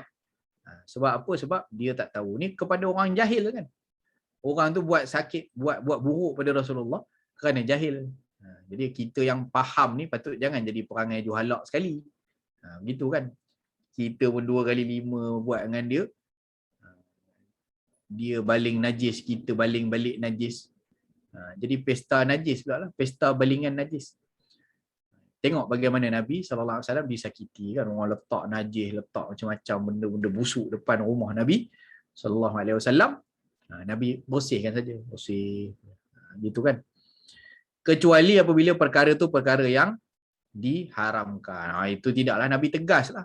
Kalau perkara tu perkara yang Allah Ta'ala haramkan, maka Nabi akan bertegas. Macam Bani suku, seorang wanita daripada suku Bani Makhzumiyah. Dia mencuri. Lepas tu dah jatuh hukum. Bila dah jatuh hukum, nak ijaz lah, ijaz kabel. Ijaz kabel cakap dengan cucu angkat Nabi SAW, Sayyidina Usamah. Sayyidina Usamah bin Zaid radhiyallahu anhuma. Tolong kecek sikitlah kat Datuk. Kan kecek sikit kat Datuk, minta boleh ijaz hukuman. Jadi Sayyidina Usamah pun yalah, umurnya pun muda lagi, dia sampaikan je lah. Sampaikan, ya Rasulullah, ini wanita yang mencuri daripada Bani Makhzumiyah ni minta ijaz sikit hukuman. Kan Nabi terus naik atas mimbar dan berkhutbah. Nabi kata, lau saraqat Fatimah bintu Muhammadin laqata'tu yadaha. Kalau Fatimah, sebelum itu Nabi sebut apa? Sesungguhnya perkara yang telah membinasakan umat yang terdahulu adalah apabila golongan-golongan bangsawan buat salah tidak dihukum. Itu adalah perkara yang membinasakan umat terdahulu, kata Nabi. Wallahi, kata Nabi, demi Allah, kalau Fatimah bintu Muhammadin, Fatimah tu anak aku tahu, Fatimah binti Muhammad, anak aku sendiri, didapati mencuri, aku akan potong tangan dia. Maknanya hukuman tidak terlepas walaupun kepada anak Nabi SAW sendiri. Tapi tidaklah anak-anak Nabi itu mencuri. Nak apa ketegasan Rasulullah, sebab itu melibatkan hukum Allah. Jadi kalau hukum Allah yang dilanggar, maka yang itu Nabi tegas. Tapi kalau diri Nabi yang dilanggar, diri Nabi yang dilakukan dengan keburukan, maka Nabi tidak balas. Kerana itu melayani orang yang jahil. Orang yang jahil, maka diajarkan supaya hilang kejahilannya. An Abi Mas'ud Al-Ansari radhiyallahu anhu qala kuntu adribu ghulaman li fasami'tu min khalfi sautan i'lam Aba Mas'udin qala ibnu al-Muthanna marrataini wallahu aqdaru alayka minka alayhi faltafattu fa idza huwa an-nabiy sallallahu alaihi wasallam faqultu ya Rasulullah huwa hurrun li wajhillahi ta'ala qala ama innaka law lam taf'al la fa'atka an-naru au lamassatka an-nar. Daripada Abi Mas'ud Al-Ansari radhiyallahu anhu berkata, aku pernah memukul hamba milikku, lalu aku dengar suara daripada arah belakang. Ketahuilah wahai Aba Mas'ud, Ibnul Muthanna berkata, suara tu berulang 2 kali. I'lam ya Aba Mas'ud, i'lam ya Aba Mas'ud. 2 kali. Hei Aba Mas'ud, ketahuilah. Sungguh Allah lebih berkuasa untuk menyiksamu lebih daripada apa yang kamu lakukan ke atasnya. Jadi daripada belakang dia tengah cambuk hamba dia, tengah siksa hamba dia, pukul hamba dia. Marah apa tak tahu. Adalah salah dia buat dia hamba tu, jadi dia marah, dia pukul. Daripada belakang ada suara dengar. Kamu sekarang memanglah dia hamba kamu tuan dia, kamu boleh buatlah macam tu kat dia. Kamu tak tahu Allah Ta'ala boleh buat lebih lagi pada kamu banding daripada apa yang kamu buat kepada dia. Kamu tu hamba Allah.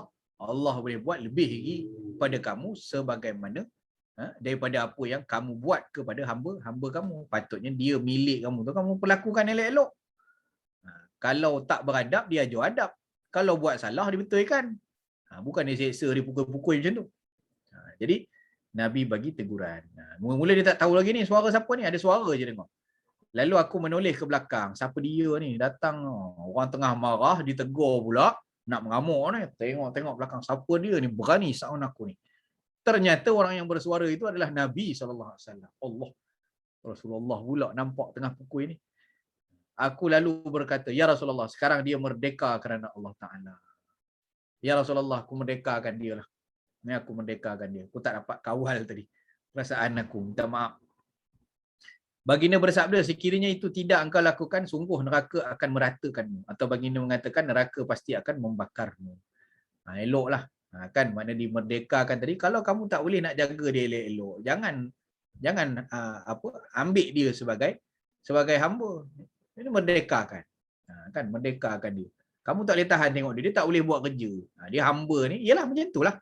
Jadi daripada sini pun kita boleh ambil lah. Kalau untuk organisasi kan memang ada juga sebahagian itu istilah kita apa, simpan biawak hidup ni kan. Simpan biawak hidup. Tiap-tiap bulan ambil gaji, kerja tak jalan. Kan suruh pun macam itulah. Macam itulah. Kan. Ya Allah, jenuhnya aku duk geram dengan dia ni. Masuk maki, masuk kena maki, masuk kena maki. Jadi daripada terus memaki macam tu, diberhentikan je. Kan ambil tindakan. Yang kamu simpan lagi buat apa? Merdekakan saja dia. Kan dia tak boleh buat kerja. Carilah orang yang boleh buat kerja. Dan dia pun ambil hamba murah-murah kan. Contoh. Sebab dulu keadaan begitu. Hamba-hamba ni dibeli di pasar-pasar hamba tu. Macam cerita Piramli tu. Lelang, 25%. 1,000 dirham. 3 bungkus wang emas. Tak kisahlah. Yang beribu dinar, beribu dirham tu, tengoklah kualiti khidmat dia macam Margina. Tengok cerita Piramli tu tuan-tuan, dapat gambaran. Margina tu tip-top, muka lawa, kerja bagus, laju, kata-katanya lembut, menyenangkan tuan rumah. Kan, menyenangkan tetamu. Suruh apa pun pantas. Itu harga dia berapa? Tip-top lah. Tip-top. Tapi cuba tengok apa bila Saddiq Segaraga dijual. Kan Saddiq Segaraga tu cerita lain pula cerita lain. Saddiq Segaraga tu dijual, Ahmad Nispu tu, tak ada orang nak beli. Kan tak ada orang nak beli. Lala dia kata apa? Apa engkau ni apa punya malang lah kan. Aku ni daripada tadi jual kau tak laku-laku kan. Aku bagi free pun orang tak nak. Pasal apa? Orang tengok ni ambil dia ni apa kerja orang tua ni boleh buat? Nanggung biawak hidup je lah. Ambil dia pun bayar murah. Istilah dia ambil free pun tak nak, orang tak nak ambil. Sebab orang beli hamba ni untuk tujuan khidmat. Dia jadi hamba dia untuk dia khidmat, untuk dia kerja. Dia kerja tak tip-top, murah-murah je dia jual. Tu ada hadis lain lah. Menarik kan? Sayyidah Aisyah pernah menjual hamba dia yang buat buruk pada dia. Ada hamba Sayyidah Aisyah, dia racun.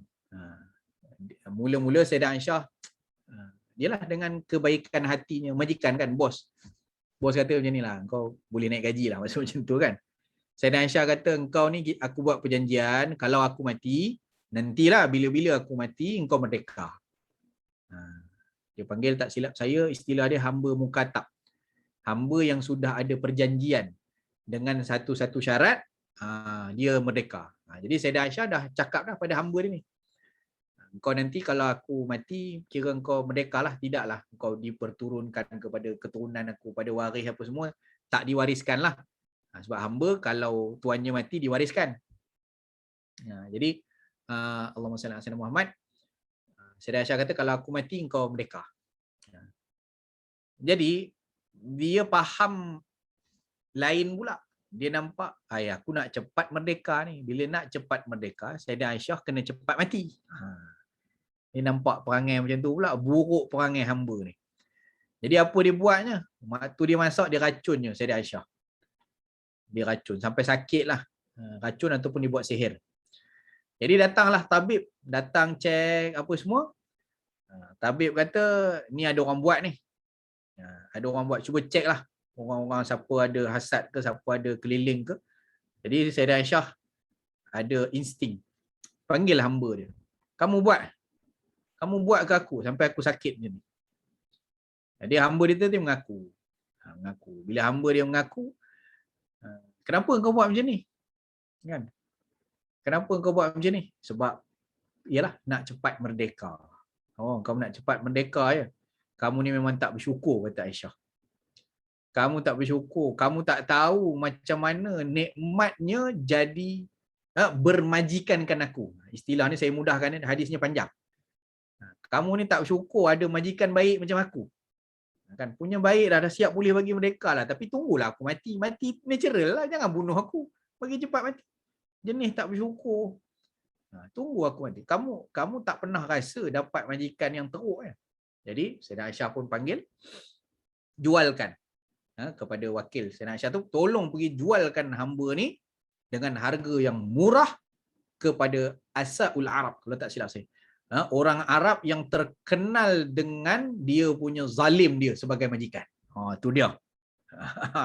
Tengok, jualkan dia ni, hamba ni.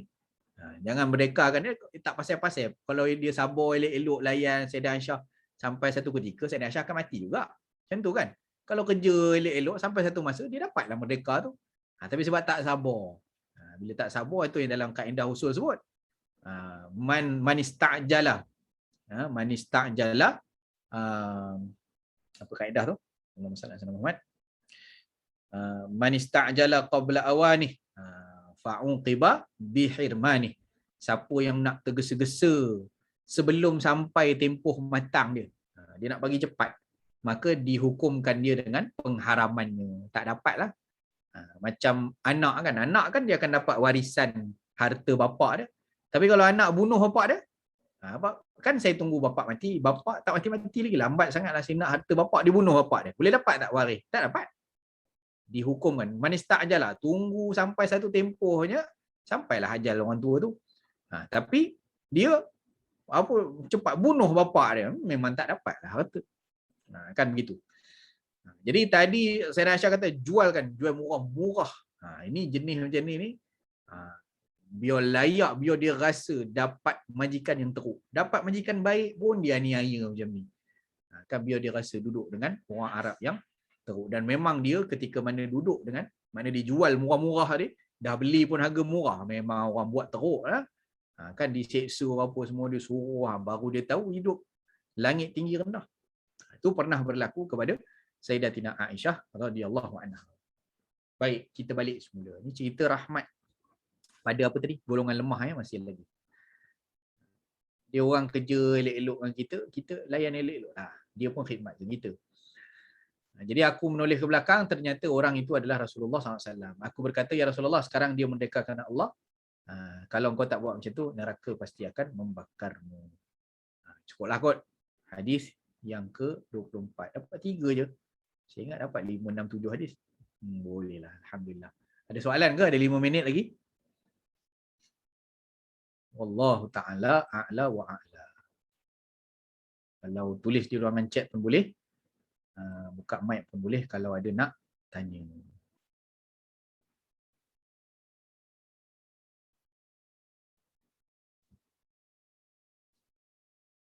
Kalau tak ada, boleh je kita baca satu lagi hadis ni. 2 hadis. 5 minit sempat je. InsyaAllah. Nampaknya tak ada di ruangan chat. Okey, saya baca satu hadis lagi insya-Allah untuk cukupkan sampai 12.30. Rahmat kepada orang yang menyakiti. Qala Abdullah bin Salam radhiyallahu anhu fi haditsin tawil, anna Zaid ibn Sa'nah kana min ahbaril yahud atan nabiy sallallahu alaihi wasallam yataqadahu fajabada thawbahu an mankibihi al-ayman thumma qala innakum ya bani Abdul Muttalib ashabu matlin wa inni bikum la'arif. Qala fantaharahu Umar. Faqala lahu Rasulullah sallallahu alaihi wasallam, ya Umar, ana wa huwa kunna ila ghairi hadha minka ahwaj an ta'murani bi husnil qada wa ta'murahu bi husnit taqadi. Intaliq ya Umar aw fihi haqqahu ama innahu qad baqiya min ajalihi 3 fazidhu 30 sa'an litazwirika alayhi. Sayyidina Abdullah bin Salam radhiyallahu anhu telah berkata dalam sebuah hadis yang panjang, cerita tentang Abdullah bin Salam ni seorang sahabat daripada kalangan Yahudi lah. Ini hadisnya rahmat kepada orang yang menyakiti. Orang buat buruk dengan kita, kita balas baik. Inilah Rasulullah sallallahu alaihi wasallam. Bahawa Zaid bin Sa'nah radhiyallahu anhu, seorang pendeta Yahudi, telah mendatangi Nabi sallallahu alaihi wasallam dan menuntut pembayaran hutang dari baginda. Ceritanya pun panjanglah sebelum tu, macam mana boleh jadi hutang tu. Maka beliau menarik baju baginda pada bahagian bahu kanan. Jadi ridak Nabi tu ditarik ataupun jubah Nabi tu ditarik bahu kanan. Ataupun macam ni lah, dicekak kan. Cekak. kamu ni, macam tu. Sesungguhnya kalian Bani Muttalib, kamu keturunan kamu Bani Muttalib ni merupakan golongan yang selalu melengah-lengahkan pembayaran hutang. Kalau ayat mudah kita tu, kamu dengan keturunan kamu daripada atuk kamu dulu sama je perangai, jenis malas liat bayar hutang. Macam tu. Dan aku sangat arif akan hal aku tahu sangat perangai ni. Umar radhiyallahu anhu berasa marah kepada ini, buat kasar dengan Rasulullah ni. Lalu Rasulullah sallallahu alaihi wasallam bersabda. Jadi ini pun ada riwayat yang panjang lagi. Sayyidina Umar dah cabut pedang dah. Hei musuh Allah. Kan musuh Allah tu. Hei musuh Allah. Kan baik kamu cakap elok-elok sebelum pedang ni hinggap di leher kamu. Jadi dia buat marah kepada lelaki tersebut. Lalu Nabi SAW bersabda kepada Umar, "Ya Umar, ini adalah urusan aku dan dia. Janganlah kau masuk campur. Yang berhutang tu aku. Wahai Umar, jangan macam ni. Yang hal ni muamalah aku dengan dia ni, aku yang berhutang dengan dia. Seelok-eloknya kamu nasihat aku supaya bayar hutang dengan baik. Dan kamu nasihat dia supaya menuntut bayaran hutang dengan baik." Nampak? Macam mana Rasulullah tenang kan? Hak ni cari pasal, hak ni pun baru nak naik, nak mempertahankan Nabi. Ini tegang ni, situasi tegang dua-dua ni. Nabi tenangkan dia, tenang. Umar, jangan macam tu, jangan kasar-kasar dengan dia. Ni kan aku kan memang berhutang dengan dia. Kan lagi elok kalau kamu nasihat kat dia, minta hutang elok lah, jangan cakap-cakap macam ni. Dan kamu nasihat juga aku, sebab aku berhutang dengan dia, bayarlah hutang. Nampak macam mana Rasulullah SAW handle. Kan? Pergilah wahai Umar, macam inilah. Umar, kamu pergi. Tunaikan hak dia, kamu pergi Baitul Mal ambil. Walaupun sebenarnya masih berbaki 3 hari lagi. Sebenarnya ada 3 hari lagi, belum sampai lagi pun time nak bayar. Kemudian kamu tambah lagi kepadanya 30 sa' kerana engkau telah menakutkannya. Ini Nabi pesan dekat dia, kalau ikutkan dia tak boleh datang tuntut lagi pun ni. Sebab baru ada 3 hari lagi. Tapi tak apalah, kamu buat kasar dengan dia, kamu tambah lagi 30 sa'. Jadi sambungan daripada kisah tu adalah Sayyidina Umar pergi bawa Zaid bin Sa'nah dan bayarkan. Kemudian berlakulah dialog di antara Zaid bin Sa'nah. Zaid bin Sa'nah tanya, "Kamu kenal ke siapa aku?" Kata, "Siapa? Aku Zaid bin Sa'nah." Kalau itu rasanya orang alim daripada kalangan ahli kitab, orang Yahudi. Kamu patutnya kalau ahli kitab ni tahu dah bahawa dia ni Nabi. Jadi kata Zaid bin Sa'nah, "Sebab aku tahu dia Nabi lah aku buat macam ni." Dia kata, sebab dalam kitab Taurat sudah dinyatakan sifat-sifat Nabi tu, ya'rifunahu kama ya'rifuna abna'ahum. Mereka kenal Nabi tu macam kenal anak sendiri. Ciri-ciri Nabi semua dah tahu. Semua ciri ni aku dah nampak pada Muhammad, kecuali satu. Jadi aku datang untuk confirmkan sifat itu. Iaitu ketika mana dibuat kasar, ketika mana dia disakiti, semakin lembut dia. Kan maknanya dia disakiti, dia akan balas dengan kelembutan. Jadi aku datang nak confirm. Saja je aku buat kasar tu, saja je aku tuntut awal hutang tu, aku memang nak bagi dia marah. Tapi kalau dia marah, maknanya aku kata ni bukan Nabi lah. Tapi sebab sekarang ni aku dah nampak sifatnya, maka Zaid bin Sa'nah pun mengucap 2 kalimah syahadah dan masuk Islam. Nampak? Rahmat. Tapi bukan senang lah kan orang buat sakit pada kita. Satu lagi kita baca saja. An Anas bin Malik radhiyallahu anhu qala kuntu amshi ma'a Rasulillah sallallahu alaihi wasallam wa alaihi burdun najraniyun ghalidhul hasyiyati fa adrakahu a'rabiyyu fajabaza biridaihi jabzatan shadidatan qala Anas fa nazartu ila safhati 'atiqin nabi sallallahu alaihi wasallam wa qad atharat biha hasyiyatur rida min shiddati jabzatihi thumma qala ya Muhammad murli min malillahi alladhi 'indak faltafata ilaihi fadhahika thumma amara lahu bi'ata. Daripada Sayyidina Anas bin Malik radhiyallahu anhu berkata, aku berjalan bersama Rasulullah sallallahu alaihi wasallam, ketika itu baginda memakai kain burdah selimut Najran yang terbal hujungnya. Lalu ada seorang Arab Badui, Arab kampung ni, yang datang menemui baginda sallallahu alaihi wasallam. Langsung ditariknya Rasulullah sallallahu alaihi wasallam dengan kuat. Sayyidina Anas melanjutkan sampai saya nampak permukaan bahu baginda sallallahu alaihi wasallam berbekas terkena geseran hujung selimut. Jadi kainnya pun kain kasar. Jadi bila dia tarik ridak Nabi tu terkesan nampak merah leher baginda Rasul sallallahu alaihi wasallam. Kata ulama juga nampak merah tu sebab putih sangat. Kulit Nabi ni putih sangat. Jadi kalau kulit kita hitam ni, gosok pakai apa pun, toreh pun kadang-kadang tak nampak lagi pasal kulit gelap. Kulit Rasulullah SAW tu putih sangat sampai tarik pakai kain. Kain terhirih pun nampak kesan merah. Itu indahnya kulit Rasulullah SAW. Arab Badui tersebut berkata, "Ya Muhammad, berikan kepadaku dari harta Allah yang diberikan padamu." Maka baginda SAW menoleh kepadanya diiringi senyuman. Dah kena tarik sampai bekas tadi pun Nabi senyum. Kemudian menyuruh salah seorang sahabat untuk memberikan satu. Pergi. Ni, ambil. Kamu tengok ni apa sahabat ni nak ni. Sebenarnya kawan ni nak minta zakat. Minta bantuan. Bawa sini harta Allah. Dalam riwayat yang lain, laisa min mali abika wala ummi. Kan? Bawa sini harta Allah yang ada pada kamu. Itu milik aku tu, zakat. Aku orang susah, aku layak dapat. Bawa sini harta Allah tu, bukan harta bapak kamu, bukan harta mak kamu. Oh, boleh bayang orang minta zakatnya tu. Tengok Nabi layan macam mana, Nabi senyum. Senyum kan. Tengok ni apa kawan kita nak ni. Bagi tengok. Allah, itulah akhlak Rasulullah sallallahu alaihi wasallam. Wallahu a'lam. Sallallahu ala sayyidina Muhammad wa ala alihi wa sahbihi wa baraka wasallam. Saya serah semula kepada Ustaz Wali. Lajak sikit berapa minit.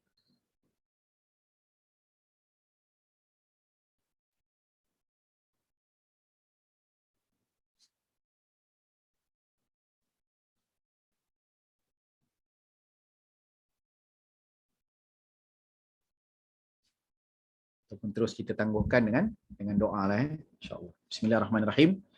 Alhamdulillah rabbil alamin wassalatu wassalamu ala asyrafil anbiya wal mursalin sayyidina Muhammadin wa ala alihi wa sahbihi ajma'in.